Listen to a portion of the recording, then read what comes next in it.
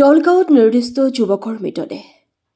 দলগাঁৱৰ বৰুৱাজাৰত 16 বছৰীয়া যুৱক ছাকিবুল ইছলাম যোৱা 25 নৱেম্বৰৰ পৰা হৈ আছিল নিৰুদ্দেশ।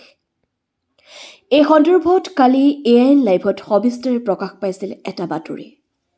অৱশেষত আজি পুৱা ভাগত এখন নদীত উপঙি থকা অৱস্থাত উদ্ধাৰ হয় ছাকিবুল ইছলামৰ মৃতদেহ। নিজা গাঁওখনৰ কাষেৰে বৈ যোৱা কঁকাল ভাঙি নৈত প্ৰত্যক্ষ কৰি স্থানীয় আৰক্ষীক অৱগত কৰোৱা হয়।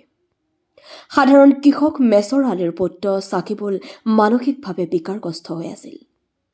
চাওক AIN লাইভৰ প্ৰতিনিধি আনোৱাৰা হুছেইনৰ এক প্ৰতিবেদন।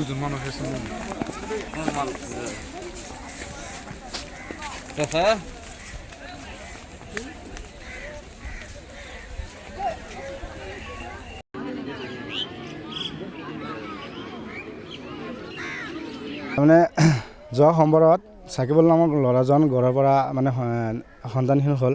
সন্তান হোৱাৰ পিছত মানে আমি সকলোৱে মানে গাঁৱৰ কিছু মানুহে মানে গোটেই গাঁওখনত মানে বিচাৰি ফুৰিলোঁ, ক'তো নাপালোঁ।